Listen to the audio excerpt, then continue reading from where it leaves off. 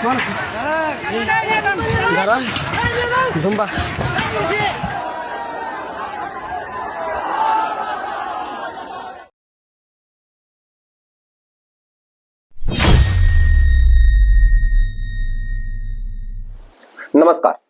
शेखर की बात लाइव में आप सबका स्वागत है। उम्मीद करता हूं आप सब बेहतर होंगे। मित्रों, तमाम तरह के नारे लगाए जाते हैं, हिंदू मुस्लिम भाई भाई, गंगा जमुनी तहजीब, संविधान की रक्षा, हम करेंगे हम करेंगे। इन तमाम तरह के नारे राजनीति में इतनी बुद्धिमानी से गढ़े जाते हैं कि देश की वह जनता जो इन चीजों पर अटूट विश्वास करती है, भाईचारा में, गंगा जमुनी तहजीब में, संविधान में, कानून में, राष्ट्र में, उसको अपने कुकृत्यों को न प्रकट करते हुए बरगलाया जा सके। अब संविधान बचाने वाले, अगर संविधान बचाने की परिभाषा हिंदुओं को चाहे जितना भी प्रताड़ित कर लो इस देश के किसी कोने में, उससे संविधान खतरे में नहीं आता है। लेकिन जो ही अगर किसी पत्थरबाज, हत्यारा, बम फोड़ने वाले पर अगर कोई कार्रवाई होती है, उसको दंड मिलता है, तो संविधान खतरे में आ गया, यह शोरगुल सुनाई पड़ना शुरू हो जाता है। अगर हम एक जिम्मेवार नागरिक, एक सचेत नागरिक होने के अपने कर्तव्य को नहीं समझ रहे हैं और इनके कृत्यों और भाषणों के बीच में जो अंतर है उसको अगर हम नहीं समझ रहे हैं, तो हम अपने आने वाली पीढ़ियों और इस देश के साथ धोखा कर रहे हैं। बंगाल में वक्फ बोर्ड को लेकर के जिस तरह का तांडव मचा हुआ है, जिस तरह से हिंदुओं के घरों पर हमले किए जा रहे हैं, हिंदुओं को मारा जा रहा है, मुर्शिदाबाद की हालत इतनी बुरी हो गई है कि वहां केंद्रीय फोर्स को लगाना पड़ा। बीएसएफ की कई कंपनियां लगाई जा चुकी हैं। कोलकाता हाई कोर्ट को इसमें आदेश देना पड़ा कि यहाँ केंद्रीय बलों की तैनाती की जाए। और ऊपर से ये जिनके देख रेख में हो रहा है या जिनके राज्य में हो रहा है, ये सारे संविधान बचाने वाले गैंग के सदस्य हैं। ममता बनर्जी, अखिलेश यादव, राहुल गांधी, इन तमाम लोगों को आप सब समय समय पर संविधान बचाने की बात, तमाम बातें कहते हुए आप सुनते होंगे, तो आपको लगता होगा कि सचमुच यार कहीं संविधान खतरे में है क्या? हम खतरे में हैं क्या? क्योंकि ये इतना ज्यादा सजा करके अपनी कुटिल चाल को आपके सामने परोसते हैं कि आप भी एक बार समझ नहीं पाते हैं कि आखिर ये कह क्या रहे हैं और कर क्या रहे हैं। आप इनके करने को, क्योंकि जो करते हैं वह ढक छुप कर करते हैं और जो बोलते हैं वो सार्वजनिक बोलते हैं, तो वो ज्यादा लोगों तक पहुंच जाता है, आप तक जल्दी पहुंच जाता है। तो आप समझते हैं कि ये जो बोल रहा है, ये संविधान बचाने वाले लोग, तुष्टीकरण करने वाले लोग, ये जो बोल रहे हैं, शायद करते भी जो बोल रहे हैं वही होंगे, और यही हम लोग गच्चा खा जाते हैं। जिस तरह से कुछ नौजवानों ने बांग्लादेश में क्रांति के नाम पर लाखों हिंदुओं को मार दिया गया एक अभियान चलाकर, कुछ बंगाल में भी वैसा ही होता हुआ नजर आ रहा है वक्फ संशोधन बिल विरोध के नाम पर। आप जरा मुर्शिदाबाद की ये तस्वीर आप देखिए। एक स्कूल में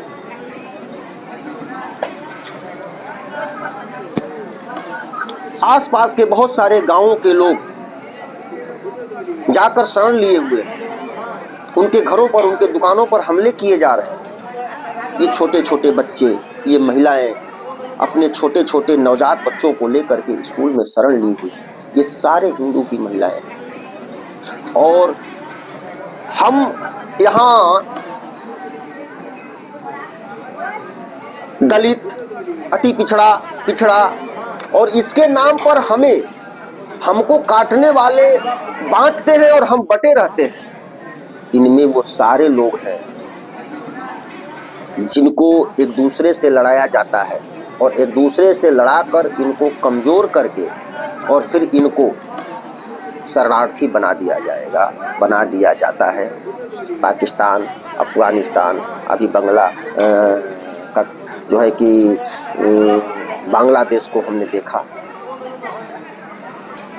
वहाँ जब ये काट रहे थे तो ये नहीं देख रहे थे कि यह दलित है। जो हिंदू है वो इनका है ही नहीं, चाहे वो दलित हो, अगड़ा हो, पिछड़ा हो, अति पिछड़ा हो, जो भी हो। जब तक ये आपको नुकसान पहुंचाने की स्थिति में नहीं होते हैं तब तक आपको अपना बताते हैं, और जब ही वे आपको अपनों से दूर कर लेते हैं, मानसिक रूप से, सामाजिक रूप से, वैचारिक रूप से, तो फिर आप कमजोर हो जाते हैं। और आप ही कमजोर नहीं होते हैं, वो पक्ष भी कमजोर हो जाता है और आप भी कमजोर हो जाते हैं, क्योंकि बंटने से तो दोनों पक्ष कमजोर होंगे। अगर आप मेरे साथ नहीं है, अगर जिसे यहाँ अगड़ा पिछड़ा कह के बांटा जाता है, अगर अगड़े के साथ पिछड़ा नहीं है और पिछड़े के साथ अगड़ा नहीं है तो कमजोर दोनों है, अगड़ा भी कमजोर है, पिछड़ा भी कमजोर है। यानी हिंदू सनातन परिवार का एक भी अंग अगर उस सनातन रूपी वृक्ष से अलग होता है तो वह वृक्ष कमजोर होता है। और वृक्ष कमजोर होता है क्या? वृक्ष का हर भाग कमजोर होता है। जो अलग हुआ वो सबसे पहले कमजोर होता है, वो सबसे पहले टारगेट पर होता है, और जो जिससे अलग हुआ वह भी कमजोर। आप ये जो देख रहे हैं, ये लोग घर छोड़ के अपना जा रहे हैं, हिंसा से ये प्रभावित इलाका।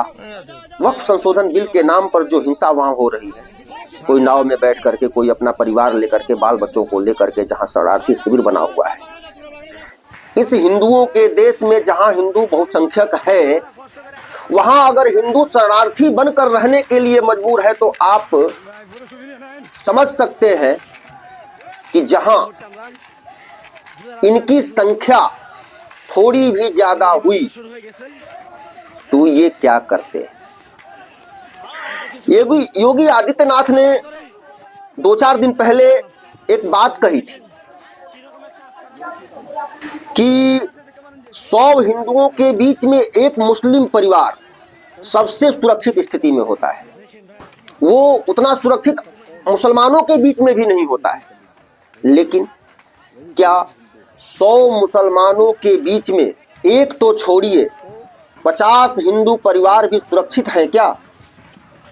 यह बहुत बड़ा सवाल है। हमारे पूर्वजों ने लड़ा, तभी हम आज यहाँ हैं।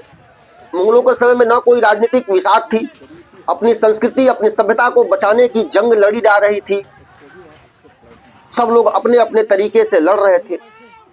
कोई तलवार से लड़ रहा था, कोई किताब से लड़ रहा था, कोई कलम से लड़ रहा था, कोई अपनी विरासत को याद करके लड़ रहा था, कोई बचा के लड़ रहा था, कोई मतलब तमाम तरह से लोग लड़ रहे थे। अंग्रेज आए तो हिंदू मुस्लिम भाईचारा, गंगा जमनी तहजीब, हम सब मिलके आजादी की लड़ाई लड़ेंगे, हम सब भाई भाई हैं। और जब भाई भाई थे तो फिर पाकिस्तान क्यों बांट लिया?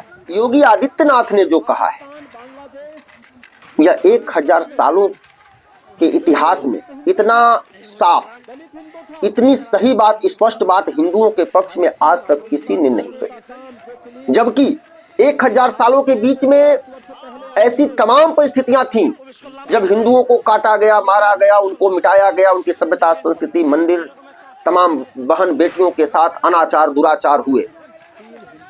तब भी वही बात थी कि हिंदुओं के बीच में मुसलमान सुरक्षित, लेकिन मुसलमानों के बीच में हिंदू सुरक्षित नहीं। लेकिन किसी ने कही नहीं, न जाने क्यों नहीं कही, समझ सब रहे थे। आजाद देश के बाद भी यह परिस्थिति कश्मीर में हुई। जो सच है वह कहने की अगर किसी ने दृढ़ता दिखाई है कि हम हिंदुओं की रक्षा करेंगे, और बात यह है कि ये 100 हिंदुओं के बीच में 50 एक मुसलमान भी सबसे सुरक्षित है, लेकिन 100 हिंदुओं के बीच में 100 मुसलमानों के बीच में 50 हिंदू भी सुरक्षित है क्या? यह सिर्फ योगी आदित्यनाथ ही कह सकते हैं। और हिंदुओं की रक्षा हम करेंगे, आज से पहले सिर्फ हिंदू मुस्लिम भाईचारा और अल्पसंख्यक की बात होती थी। हिंदुओं के साथ कुछ भी हो जाए, कोई नेता, नेहरू, इंदिरा, राजीव, इन लोगों के समय में तमाम नरसंहार हुए हिंदुओं के। कश्मीर एक जीता जागता उदाहरण है, जहां एक रात लाखों हिंदुओं को मार काट कर भगा दिया गया। जो बच गए वो भाग गए वहां से, लेकिन किसी ने यह नहीं कहा कि अरे यार ये तो हिंदुओं पर ये मुसलमान अत्याचार कर रहे हैं। उसको प्रशासन का फेल्योर कह दिया गया। और संभल में अभी नया उदाहरण आप देखिए, संभल में 5 मुसलमान पत्थरबाज जो थे वो मारे गए, तो अखिलेश यादव, राहुल गांधी, प्रियंका, तमाम लोग वहां 5-5 लाख का चेक लेकर के पहुंच गए कि ये तो शहीद हो गए, पत्थर मारने वाले जो है वो शहीद हो गए। और यही पत्थर मारने वाले बंगाल मुर्शिदाबाद में कल 3 लोगों को इन्होंने घर से खींच करके मार दिया। एक ने भी नहीं, अभी तक किसी का बयान नहीं आया है कि ये तो बहुत अत्याचार हो रहा है। कोई 10 रुपए का चेक लेकर के वहां नहीं जाने वाला नजर आ रहा है। इन अखिलेश, राहुल, ममता जितने भी हैं, क्योंकि वो हिंदू मारे गए। अगर वो मुसलमान मारे गए होते तो अब तक भारत के सभी नेशनल हाईवे जो है उनका रास्ता बंगाल की तरफ मुड़ गया होता। देश के ये तमाम जितने जो इंडिया गठबंधन जो अपने को कहते हैं, इनके तमाम नेताओं की गाड़ियों के ड्राइवर अपनी गाड़ी बंगाल की तरफ लेकर के जा रहे होते, लेकिन अभी तक वहां किसी का बयान तक नहीं आया कि ये हो क्या रहा है पश्चिम बंगाल में। आखिर नागरिकों की सुरक्षा क्यों खतरे में डाली जा रही है? वक्फ संशोधन के विरोध के नाम पर आप जरा देखिए, ये वहां के नागरिक हैं, इनकी बात आइए सुनते हैं हम लोग। क्या तोड़ा गया है, क्या चाहते हैं? हम लोग राष्ट्रपति शासन चाहते हैं। यहाँ अराजकता चलता है, यहाँ गुंडागर्दी चलता है। हर शुक्र जब भी कोई जुलूस होता है, शुक्रवार नमाज के बाद इधर आतंक फैलाया जाता है। आप देखिए, हर ये कह रहे हैं कि हर शुक्रवार को जब ये नमाज पढ़ते हैं एक साथ, तो कोई ना कोई घटना हमला करते हैं हम लोगों पर। उस समय हम लोग घर में छुप कर रहते हैं कि अगर हम लोग सड़क पर दिख गए तो हमें मार दिया जाएगा। आप समझिए, फैलाया जाता है। ये महिला देखिए, ये जो महिला नजर आ रही है, यह कोई हमारी दलित बहन है, कोई पिछड़ी बहन है। और आप इस मुगालते में पड़े हुए हैं कि हम तो दलित हैं, हमें जो है कि हम तो अल्पसंख्यकों के साथ रहेंगे। अभी पीडीए की बात चल रही है, पिछड़ा, दलित, अल्पसंख्यक, अखिलेश यादव का नारा है। हिंदुओं को में जो दलित जिसको ये लोग कहते हैं, उसको मुसलमानों के साथ जोड़ करके मुसलमान और दलित एक है। यहाँ राजनीतिक फायदा लेना है तो मुसलमान और दलित एक है। और ये बंगाल में ये जो महिलाएं जो नजर आ रही हैं, ये आप देख कर भी समझ सकते हैं कि ये दलित बहनें हैं हमारी। अखिलेश यादव यहाँ दलितों की रक्षा की बात नहीं करते हैं। इनकी रक्षा नहीं होना चाहिए। सिर्फ उत्तर प्रदेश के दलितों को मुसलमानों से जोड़ दो, हिंदुओं से इनको अलग कर दो। और यहाँ दलितों के लिए मुसलमान कर रहे हैं पश्चिम बंगाल में, इस पर नजर नहीं है। ये देखिए, मेरा दुकान में यहाँ पर सामने दुकान है मेरा, और ओपोजिट में मेरा घर है। तो मेरा दुकान में भी हमला हुआ। हमला जब शुरू हुआ तब मैं थाना को कॉल किया। थाना आधा घंटा बाद फिर भी हमला हो रहा था, फिर भी कॉल किया, आ रहा है। ऐसे करते करते 2-3 घंटा तक कुछ नहीं आया, पुलिस प्रशासन कोई नहीं आया। लास्ट में हमारा सब शटर फटर टूट गया। और मेरा दुकान में कम से कम मिनिमम 50 लाख से ऊपर सामान था, सब गायब। उसके बाद मेरा घर है, घर में भी घुस गया। मॉब घुस के घर का दरवाज़ा तोड़ के जो तोड़ के समूचा जो सामान था लूट ले गया, तोड़ फोड़ के समूचा रख दिया। प्रशासन 4 घंटा तक उपद्रव चल रहा था, लेकिन कोई मैंने प्रशासन का कोई अता पता नहीं था। इस सब में हमारे मुस्लिम लोग दुकान भी चुन चुन के हिंदू लोग को तोड़ा है। आप लोग देखिए बगल में दाएं तरफ बाएं तरफ मुस्लिम का दुकान है, उसमें कोई आँच नहीं है, सिर्फ हिंदू का दुकान ही खोज के तोड़ रहा है। मेरा घर पूरा लूट लिया है। मेरा पूरा नहीं है, मेरा घर का कुछ नहीं है। हमारे लोग का, मुस्लिम लोग का, जो यहाँ पर बंगाल में रहने लायक नहीं है, चुन चुन का हिंदू को निशाना। हम लोग डर के जी रहे, हम लोग लड़की लेके कैसे रहेंगे, आप लोग बताइए। जो मैंने बच्चे लोग के साथ रहने से बहुत दिक्कत हो रहा है, मैंने डर का माहौल बना हुआ है। ऐसा माहौल हम लोग कभी नहीं देखे हैं। अब प्रशासन कोई मदद नहीं किया। 4 घंटा का ऊपर उपद्रव चलाता रहा, लेकिन कोई मैंने मदद नहीं। हम लोग मदद के लिए फ़ोन कर रहे हैं, थाना में कॉल कर रहे हैं, लेकिन कोई मदद नहीं। आप समझिए 20 लाख से ऊपर सामान था। 3 घंटे तक हम पुलिस को कॉल करते रहे और पुलिस नहीं आई। आखिर दूसरी राज्यों में सरकारों पर जिम्मेवारी डालने वाले अपने राज्य में ये जिम्मेवारी किस पर डालेंगे? सीधा सवाल है कि यहां ये जो जितने भी ये गैंग वाले हैं, ये इसका भी दोषी हिंदुओं को बना देंगे कि हिंदुओं की गलती के चलते ही उन पर हमला हुआ। और ये जो हिंदू मुस्लिम भाईचारा संविधान बचाने की बात करने वाले हैं, मान लिया जाए कि वहां पुलिस खड़ी नहीं हो सकती, कुछ अराजक तत्वों ने हमला कर दिया, तो आसाम में, उत्तर प्रदेश में जो अराजक तत्व होते हैं, अगर कोई घटना को अंजाम दे देते हैं तो उन पर जो कार्रवाई होती है उनकी 7 पीढ़ियां याद रखती हैं, और 7 पीढ़ियां फिर इस तरह की घटना में शामिल होने का नाम नहीं लेंगी। ऐसा दंड मिलता है, ऐसी कार्रवाई उन पर होती है। भाई जो गलत कर रहा है, जो हत्या कर रहा है, जो पत्थरबाजी कर रहा है, जो हमला कर रहा है इस देश के किसी भी नागरिक पर, उस पर कार्रवाई होनी चाहिए, लेकिन नहीं होती है क्योंकि वो मुसलमान है। तो कैसे मान लिया जाए कि आप संविधान बचाने की बात करते हैं, आप हिंदू मुस्लिम भाईचारा की बात करते हैं? भाईचारा सिर्फ इसलिए कि हिंदू चाहे जो उनके साथ हो जाए, तुम्हें कुछ नहीं कहना है या समझना है कि तुम पैदा ही इसीलिए हुए हो कि तुम मारे जाओ, काटे जाओ, तुम्हारी बेटी बहनों का बलात्कार हो, तुम्हारी दुकानें जलाई जाए, तुम्हारा सामान लूटा जाए, तुम्हें पलायन करने पर मजबूर किया जाए, तुम्हें धर्म परिवर्तन करने के लिए दबाव बनाया जाए, धर्म परिवर्तन कर लोगे तो फिर तुम्हारे साथ कुछ नहीं होगा, इस तरह की परिस्थिति पैदा की जाए। यही भाईचारा है, यही संविधान की रक्षा है, यही गंगा जमुनी तहजीब है, यही तुम्हारा सेकुलरिज्म है। इसी बात को हिंदुओं को समझने की जरूरत है।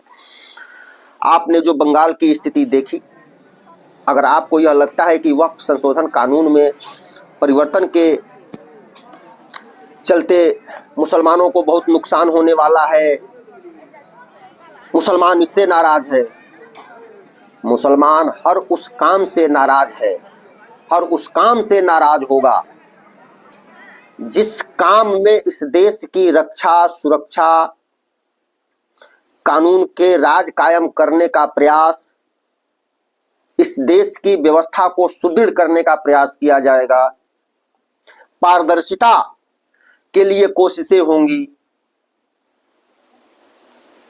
अपराध का दंड कड़ा करने का प्रावधान होगा, लूट घसोट बंद करने की व्यवस्था होगी, उस हर काम से मुसलमान यहां का परेशान होगा, वह उसका विरोध करेगा। बहुत थोड़े में मैं वक्फ संशोधन बिल में जो 14 बदलाव हुए हैं, मैं चाहता हूं कि एक बार फिर आप लोगों को संक्षेप में इसे बता दूं और आप लोग इसे समझें कि आखिर इसमें कहां से क्या दिक्कत है। आप खुद अपना विवेक लगाएं। 3 स्तरों पर वक्फ में संशोधन किया गया है। उसके जो प्रमुख संशोधन है, वक्फ बोर्ड के स्ट्रक्चर में बदलाव हुआ है। उसमें जो संशोधन हुआ, आर्टिकल 9 और 14 में बदलाव कर 2 महिला मेंबर शामिल होंगी। एक यह बदलाव हुआ है, इनके कहने का मतलब है कि हमारे बीच में महिलाएं क्यों। दूसरा, 2 गैर मुस्लिम मेंबर भी शामिल होंगे।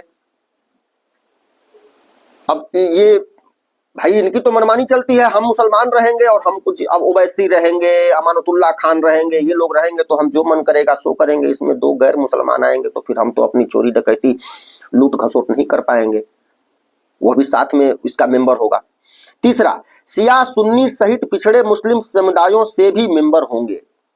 अब से पहले सिर्फ जो अपने आप को बहुत बड़ा मुसलमान मानते थे, होते थे, जो बड़े होते थे, जो धनाढ़ है, जो उनके पास राजनीतिक शक्ति है, धन संपत्ति अकूत है, वही लोग वक्फ में मेंबर हो पाते थे।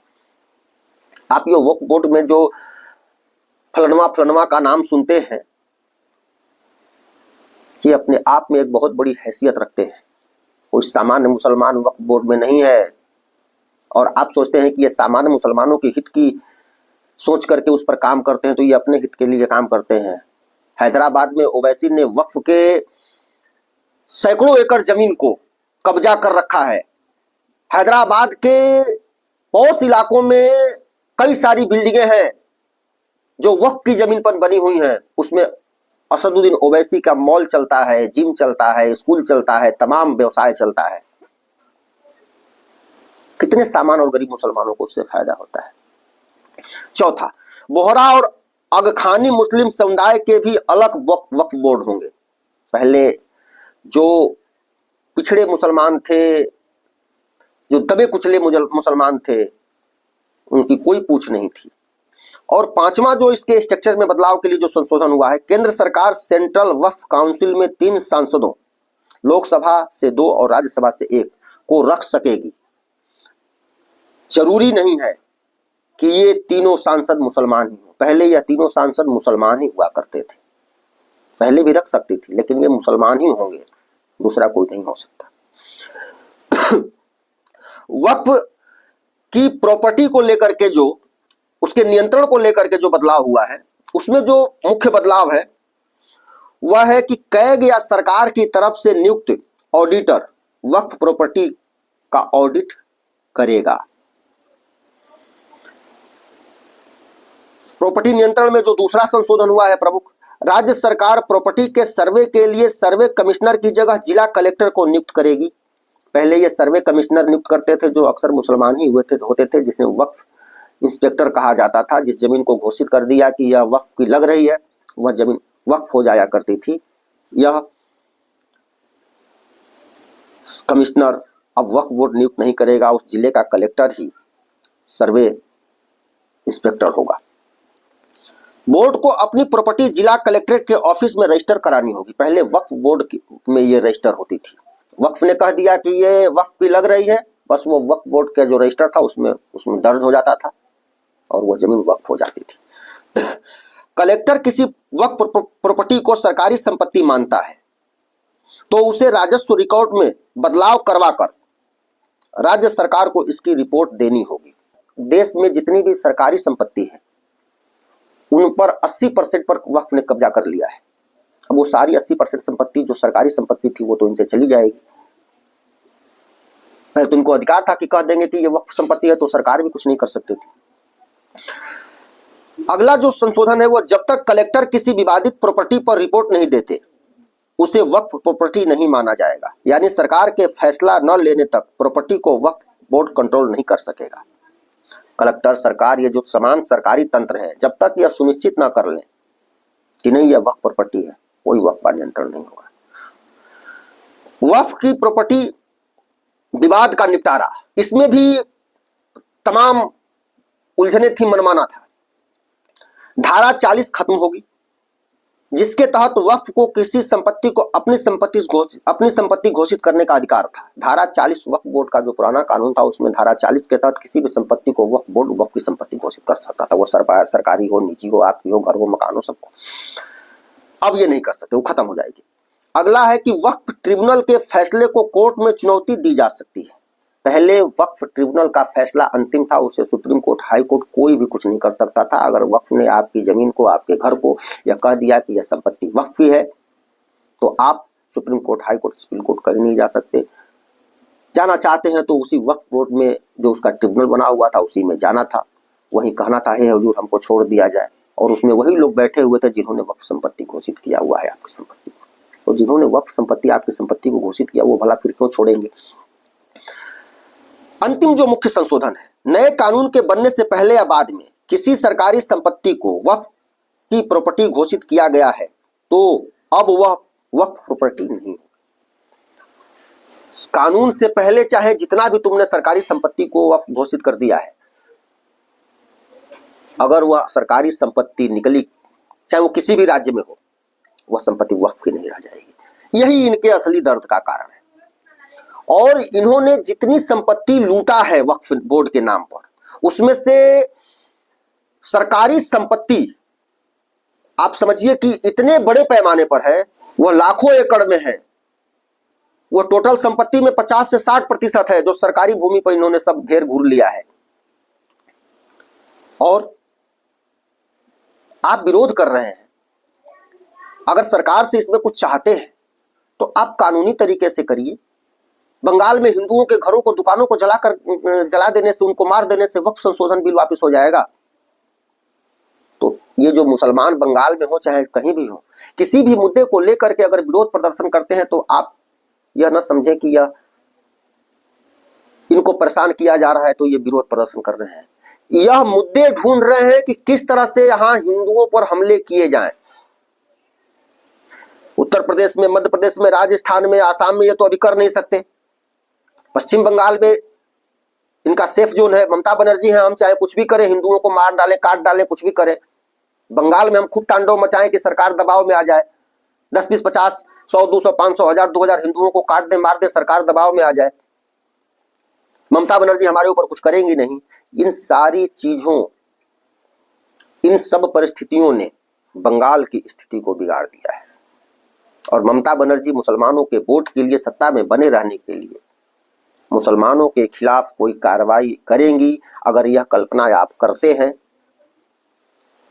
तो आप मूर्ख नहीं, महामूर्ख। बहुत बहुत धन्यवाद। केंद्र सरकार को बंगाल की स्थिति नियंत्रण में लाने के लिए कोई ठोस कदम उठाना होगा, नहीं तो वहां के हिंदुओं पर यह अत्याचार इतनी आसानी से, और ममता सरकार इसको रोकेगी, यह कल्पना करना बेईमानी होगी। धन्यवाद। मिलते हैं अगले वीडियो में। तब तक के लिए जय हिंद, वंदे मातरम, राम राम।